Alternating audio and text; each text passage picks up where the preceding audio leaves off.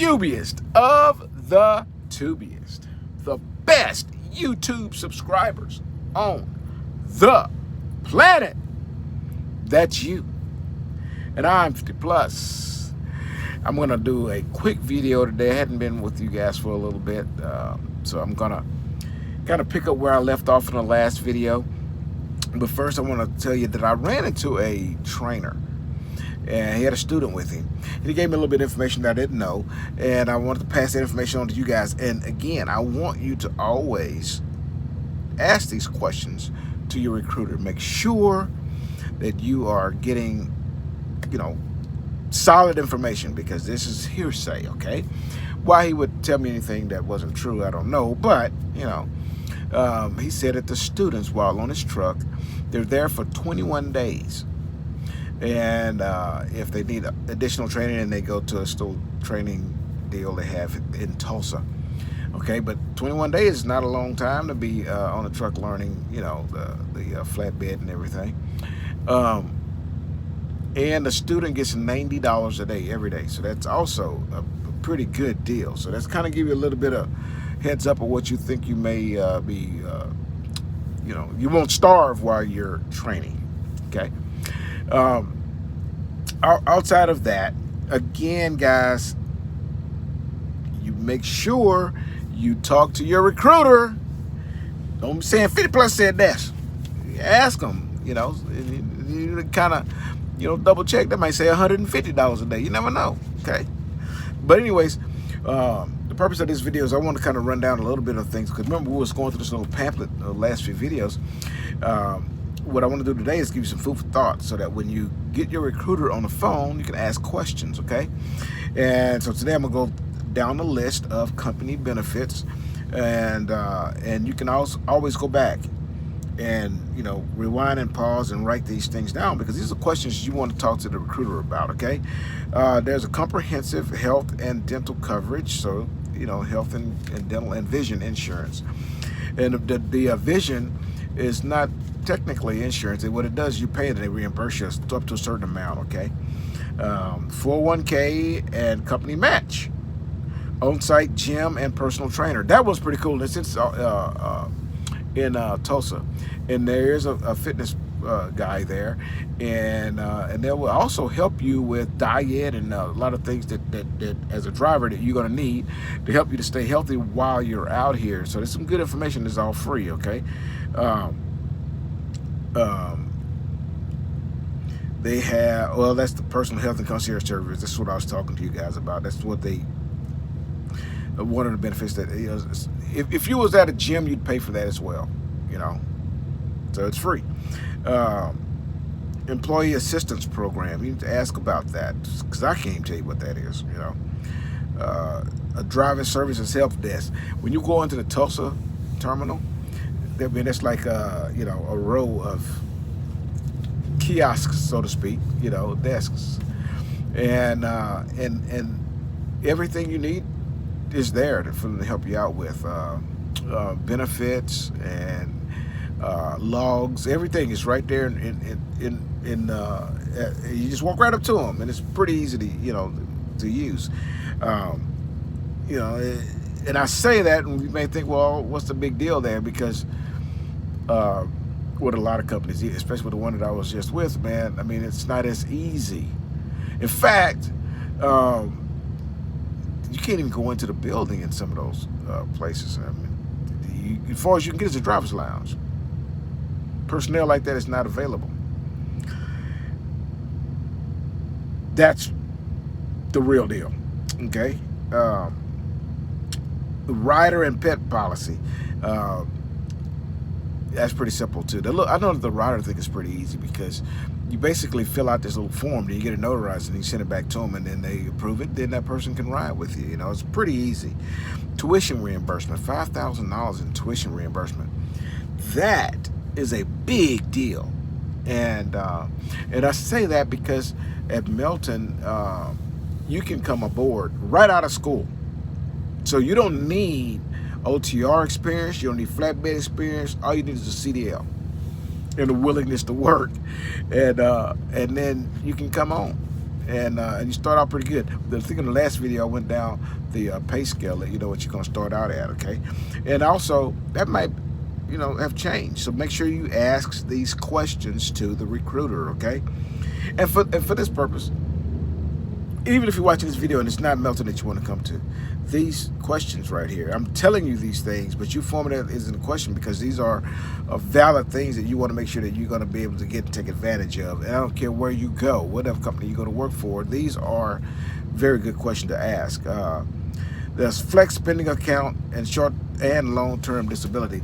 So I get that. I got that little flex account. So what happens is you put this money on this little flex card, and then whenever you get ready to go to the doctor, you can use that money that's spent in that little flex account. So the vision is like a reimbursement, right? So you need to have the money to go in and get your eye exam. You pay for the eye exam, and you get the bill. You send a bill in with the glasses bill, all that bill. You send it in, and then they reimburse you up to a certain amount. But if you don't have all that money up front, if you've been putting money on your flex account, you can use that money on that flex account to take care of that. So it actually works out pretty good. Paid tolls, showers, and truck wash, and fuel. Okay. Well, of course they're gonna pay for the fuel. It's their truck, right? Of course they're gonna pay for tolls. But look, you don't have to pay. You have to pay up front. Okay, and parking and showers. If you have to pay for a shower, you have to pay for parking, they reimburse. And it don't take a long time to do it either. When you scan it in, at the end of that billing cycle, it goes on the next check. I mean, it's not, and it's never any issues with that. It's a big deal. Data cards and on road. So why is that important? Because if you're at a shipper, or if you, especially with flatbed, let's say you need dunnage. Okay, dunnage meaning 4x4s or something like that to or load securement. You might get an oversized load, so you got to go get placards and signs, things like that of that nature. Blinking lights, all that kind of stuff. If you have to buy that while you're out on the road, you can, and you don't have the money, you can just call them and they'll tell you. They'll say, okay, cool. Well, they'll put it on your data card for you. Then you go inside and pay. So it works out really good. And so you want to make sure that those type of things you have available to you, even if you don't come here. Okay. So outside of that, home time, terminal locations. What is their policy about how long you have to be out before you can request home time?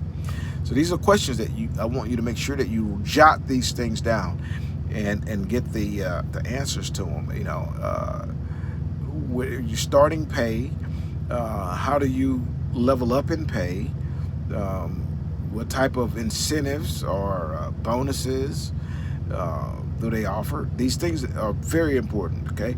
Because those things will subsidize your income. So outside of cent per mile, how else could you make money? Basically. And those questions you want to ask, get the answers to them, okay?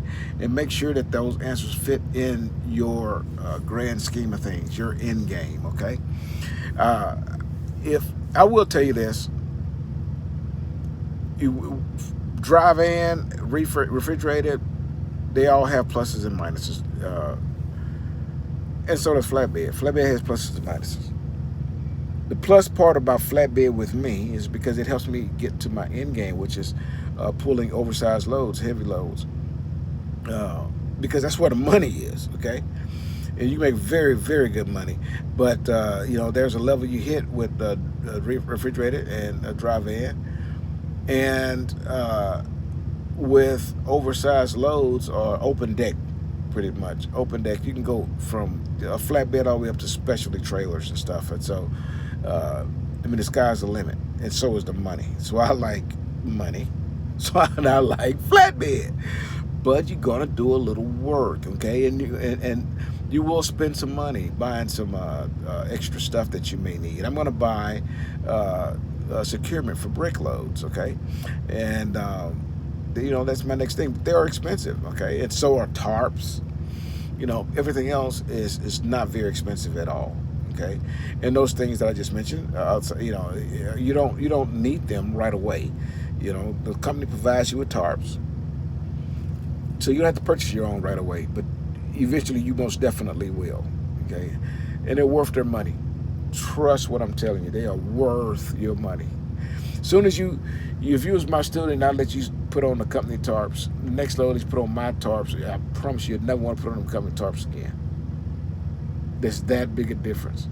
So, you know, basically what I'm telling you is if you want to be a flatbed driver, just know that you got some work cut out for you. You're gonna have to work. You know, it's not hard. It's not hard at all. But you just can't be lazy. You know, it's not. And I'm not saying that being a drive-in or refrigerator driver is a lazy job. It's not. It is a lot less hands-on, unless you're doing a dedicated driver unloads. Outside of that, you just dropping and hooking or backing up to a dock and letting somebody else do the lifting. With flatbed, you're gonna do the tarping and you're gonna do the strapping and the securement. And it is not. It is. Don't let anybody tell you that it's hard, because I thought the securement and the tarping part of it was gonna be a pain, but it actually is not. It really isn't. So it's just, you know, in here, you know, it just like anything, you know, algebra is hard until you learn it, and then it's not. You know, and flatbedding may be hard until you do it, learn it, and then it's not. But it does pay very well. So, anyways, this will be a short video. I got to turn the truck back on. This is getting hot. Here's your boop. Hey, use the link down below. Click on it. Get with a Melton recruiter. And come on out here and burn some fuel.